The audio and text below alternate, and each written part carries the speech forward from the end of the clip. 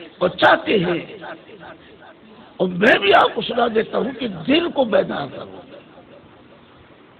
میرے دوستوں کو پتہ ہے میں اسی پر زور لگاتا ہوں اور سناتا، لیکن اب وقت گزر چکا ہے کافی۔ دل کو بیدار کرو۔ پہلے دل ذکر کرتا ہے، پھر روح ذکر کرتا ہے، پھر ذکر خفی ہے، اخفا ہے، سلطان الاذکار ہے۔ یہ تمام کے تمام اذکار دل کے ساتھ متعلق ہے۔ یہ نہیں کہ دل کے بعد روح الگ اور دل الگ، دل کے ماتحت ہے۔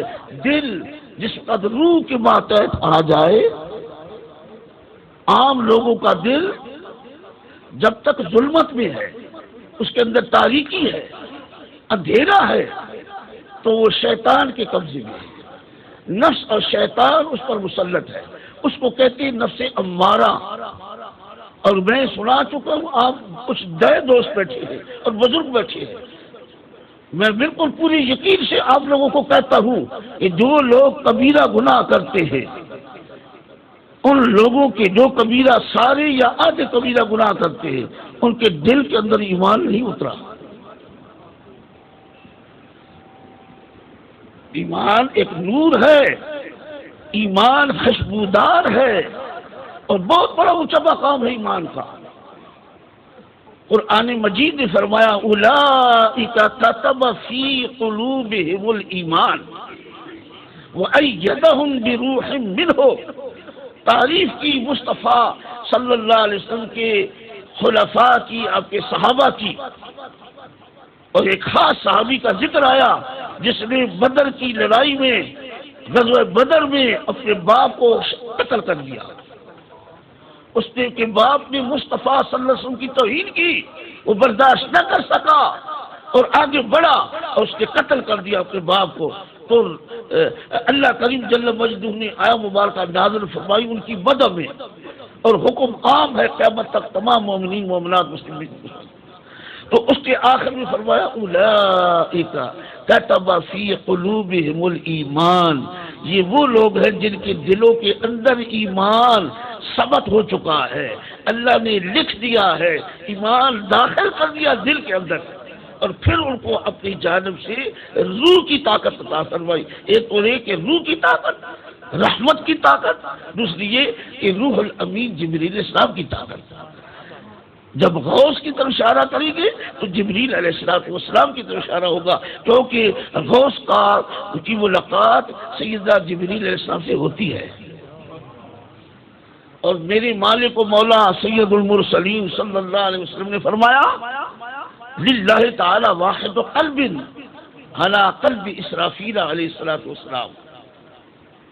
اللہ تعالیٰ کے بندوں میں اللہ کے نزدیک ایک ایسا دل ہے جس کی طاقت اسرافیل علیہ السلام کے دل کی طاقت ہے، اور وہ غوث ہے۔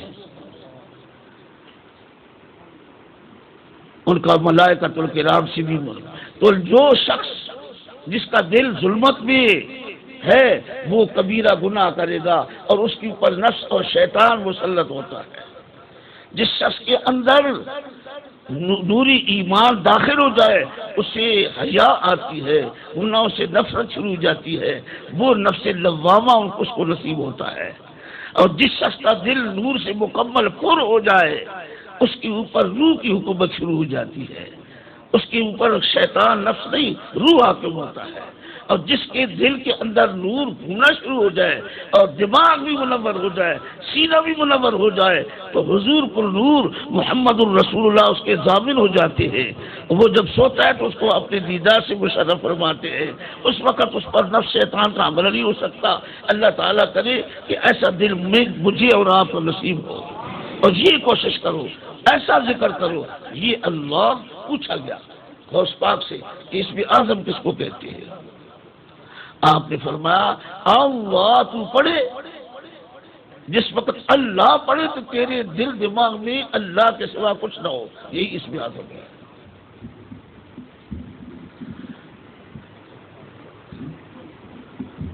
اور قرآن مجید میں ہے،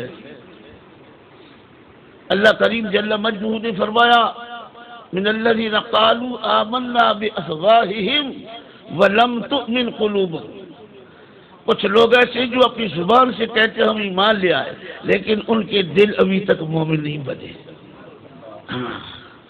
اللہ تعالیٰ کیونکہ جس کا دل پڑھتا ہے یہی ذکر کلمہ طیبہ ہے، اللہ اللہ ہے. شاذلی لا الہ الا بہت پڑھتے ہیں، جب وجدانی کافیت ہو جائے، جذبی کیفیت ہو جائے، غلبہ حال کا ہو جائے تو پھر اللہ اللہ کا ذکر کرتے ہیں، دوسرے بزرگ بھی اسے کرتے ہیں. تو کل فرماتے کہ ان کے دل کے اندر ایمان ابھی داخل نہیں ہوا. یہ اصل بات ہے.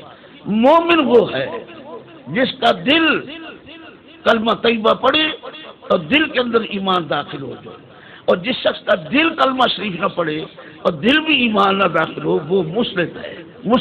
مسلم مومن میں فرق ہے. اور دوسری جگہ فرمایا اولئک الذین لم یرد اللہ ان یطہر قلوبہم، یہ وہ لوگ ہیں کہ اللہ تعالیٰ نے ان کے دل کو پاک نہیں فرمایا. اس لیے میں عرض کروں کہ دلوں کو بیدار کرو اور دلوں کو درخواست کرو کہ میرے اور آپ کے دل کو اللہ تعالیٰ کلمہ طیبہ اور درود شریف کے نور اخلاص سے پر کر دے اور آباد کرے اور منور کرے. میرا خیال ہے وقت کافی گزر چکا ہے. نعتخوان حضرات بھی پہنچے ہیں، ان کا نعتیہ کلام سنیں گے، اور آخری میں ایک حدیث شریف پڑھتا ہوں، بات کو ختم کرتا ہوں. جو بیان ہوا اللہ تعالیٰ قبول فرمائے، اور یا اللہ کا ذکر ہوا تھوڑا سا، اللہ قبول فرمائے، آپ کی سماعت کو قبول فرمائے. ان کی محبت اخلاص کی وجہ سے میں آیا ہوں، ورنہ میں نہیں اس قابل، میں مجلسوں میں نہیں جاتا. یہ صحیح فرمایا انہوں نے، میں سب کو چھوڑ بیٹھا ہوں. بہت خدمتیں کی ہیں، بڑی محفلیں کی ہیں، اچھے لوگ دنیا دار دیندار سب آتے رہے، اور رات کے 1-2 بجے تک، لیکن اپنی زندگی کو تباہ کیا ہے. جی ہاں، بڑے جرنیل اور دوسرے اور تیسرے سب آتے رہے میرے پاس، تشریف لے جائیں گے، کوئی فائدہ نہیں. ہاں، گپے ہانپنے کے لیے آتے رہے. ہاں، لیکن میں نے سوچا کہ میں کیا کر رہا ہوں، تو خیر جو کچھ بھی ہے میں کیا کر رہا ہوں، میں تو اپنے آپ کو تباہ کر رہا ہوں.